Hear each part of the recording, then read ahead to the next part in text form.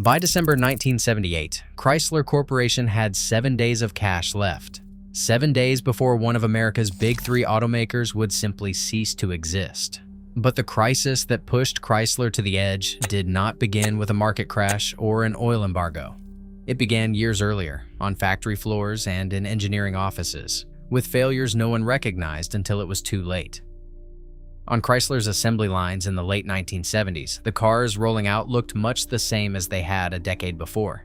The company's full-size sedans and coupes, like the Cordoba, the New Yorker, and the Imperial, still relied on platforms first introduced in the 1960s. Under the hood, heavy V8 engines and the familiar Slant 6 kept production simple, but left fuel economy lagging behind rivals. Even as competitors like Ford and General Motors brought out lighter, more efficient models, Chrysler's engineering teams were stretched thin, working with outdated blueprints and minimal resources. By 1976, the cracks were showing. A massive recall of 620,000 Dodge Aspen and Plymouth Volare models for oil pump failures became the largest warranty program in U.S. automotive history. Repair costs soared, eating into the company's already thin cash reserves. On the reliability charts, Chrysler's name sank near the bottom. Consumer Reports and J.D. Power surveys flagged recurring problems: oil leaks, rust, and failing suspension parts, while customer satisfaction dropped sharply. Behind the scenes, the company's commitment to research and development had quietly eroded. Research and development spending fell below 5% of sales, far less than what Ford and GM invested. Engineers faced an impossible backlog: compliance with new emissions rules, urgent safety fixes, and no budget for the kind of fresh designs that could compete with Japanese imports. Management, focused on short-term survival, kept pushing the same aging platforms, hoping for a turnaround that never came. By the time the external shocks arrived, Chrysler's defenses were already worn thin. Gasoline prices doubled almost overnight in 1979, climbing from 70 cents to over $1 a gallon after the Iranian Revolution rattled global oil supplies. At the pump, American drivers faced lines that stretched for blocks, and the country's appetite for big, thirsty cars vanished. Chrysler's showrooms, still packed with V8-powered Cordobas and New Yorkers, emptied out as buyers turned away. The company's entire product lineup, built for a different era, suddenly looked obsolete. Meanwhile, Japanese automakers seized their moment. Toyota, Datsun, and Honda offered compact cars that delivered more than 25 miles per gallon and rarely broke down. By 1980, imports captured 12% of the U.S. market, up from just 5% 5 years earlier. Their prices undercut even Chrysler's cheapest models, and word spread quickly about their reliability.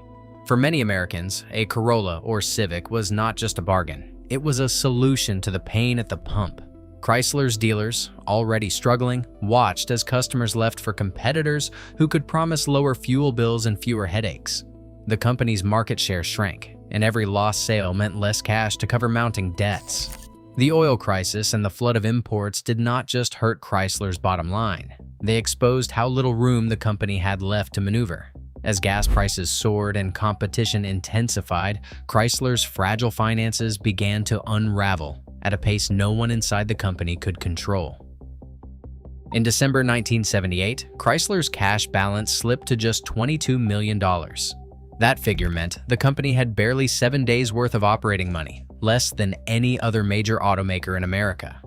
For the finance team inside Chrysler's Highland Park headquarters, the numbers on the ledger no longer offered reassurance.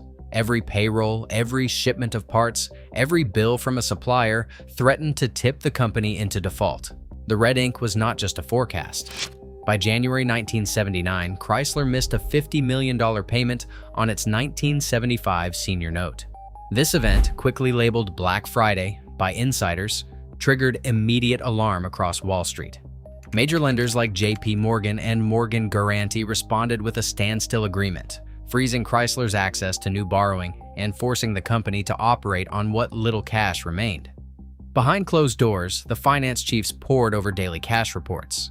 The day's cash metric, a rough measure of how long the company could keep the lights on, dropped below the industry warning line of 30 days and kept falling, with accounts payable swelling to $1.1 billion and receivables lagging far behind. Chrysler's cash conversion cycle stretched to over 120 days. That gap signaled insolvency risk.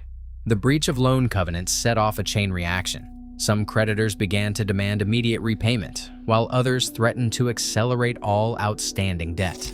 For Chrysler's leadership, the threat of a cascading default was no longer theoretical. The company teetered on the edge, with each day's cash burn bringing it closer to the point of no return. On the factory floor, silence replaced the usual clang of machinery. With cash reserves nearly gone and a standstill agreement in place, Chrysler's ability to function day-to-day slipped away. Banks refused new loans, citing breached covenants and missed payments. The standstill froze credit lines, locking Chrysler out of the capital it needed to buy raw materials, pay wages, or even ship finished cars. Every transaction now demanded cash up front.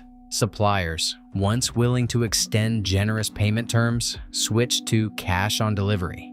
Delco Remy, Bendix, and dozens of smaller vendors warned they would halt shipments unless paid immediately. For plant managers, this meant rationing bolts, tires, and even paint, watching inventories dwindle with no guarantee of restock. Interest rates had soared past 12%, making any emergency borrowing impossibly expensive. Even the most basic parts, axles, transmissions, wiring harnesses, became bargaining chips in a daily struggle to keep the lines moving. Truckloads of components sat idle at loading docks. Drivers refused to unload until a check cleared. Some suppliers, fearing a chain reaction collapse, began to demand payment in advance, not just on delivery. Inside Highland Park headquarters, the finance team worked through the night, triaging which bills to pay and which to delay. Payroll deadlines loomed, and rumors of a missed paycheck spread through the ranks. Dealers called in, desperate for cars they could actually sell, only to be told that shipments were delayed or canceled. Production schedules shrank to the bare minimum. Plants ran short shifts or shut down entirely as the flow of parts dried up. Each day without a solution pushed Chrysler closer to a total standstill, with creditors and suppliers circling, waiting for the next missed payment to trigger a final collapse. Inside the halls of Congress, the question was stark. Should the federal government guarantee $1.5 billion in loans for a failing automaker? The stakes reached far beyond Detroit. Lawmakers argued late into the night, weighing the risk of a massive corporate rescue against the threat of lost jobs and a domino effect through the economy. Supporters pointed to Chrysler's 250,000 employees, thousands of suppliers, and the risk of a shock to the Midwest if the company folded. Opponents warned that a bailout would reward mismanagement and set a dangerous precedent, which some called moral hazard. The final bill capped the guarantees at $1.5 billion, but it came with strings attached. Chrysler would be forced to accept strict federal oversight, quarterly reporting, and a government-appointed monitor to track every dollar spent. The law required Chrysler to raise $2 billion in private financing and to cut costs through plant closures, layoffs, and wage concessions. The debate split Congress almost evenly, but the House and Senate both approved the measure by narrow margins. For Chrysler, the vote delivered a lifeline, but also a mandate to overhaul nearly every part of its business. The company now faced a new reality. Survival would depend not just on money, but on proving it could change. Lee Iacocca wasted no time imposing the hard medicine Congress demanded. Within months, Chrysler closed 12 factories and eliminated 30,000 jobs, nearly a fifth of its workforce. The United Auto Workers agreed to a 20% concession, a deal that slashed wages and benefits but kept the doors open. For many, the cuts were a bitter pill, but the alternative was clear. Without sacrifice, there would be no company left to save. The federal rescue money went straight to work. Iacocca directed every available dollar toward the future, not the past. Engineers were pulled off aging sedans and reassigned to a new front-wheel drive platform, the K-Car. Launched in 1981, the Dodge Aries and Plymouth Reliant delivered a combined 25 miles per gallon, outperforming Chrysler's old V8 engines and matching the mileage of Japanese imports. The company's first minivan, developed on a shoestring, was already in the pipeline. Iacocca's message flooded the airwaves. In television ads and press conferences, he stood beside the new models, promising Americans a car that would not drain their wallets at the pump. The gamble was simple: cut deep, pivot fast, and bet everything on a leaner, more efficient Chrysler. The outcome would decide whether the company had truly earned its second chance. Today, automakers face new upheavals: electric vehicles, global competition, and economic volatility. The Chrysler crisis still echoes through boardrooms and Washington debates. Public money, private risk, leadership under fire. The stakes remain. Would Chrysler have survived without the bailout? And could something like this happen again today?